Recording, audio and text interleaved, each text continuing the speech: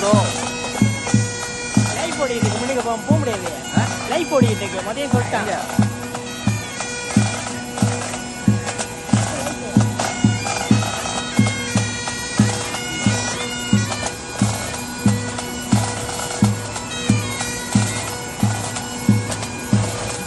Just keep moving, just keep moving, just keep moving.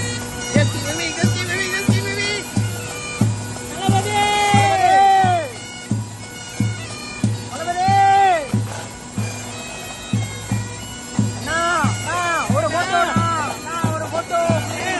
ஒரு selfie photo.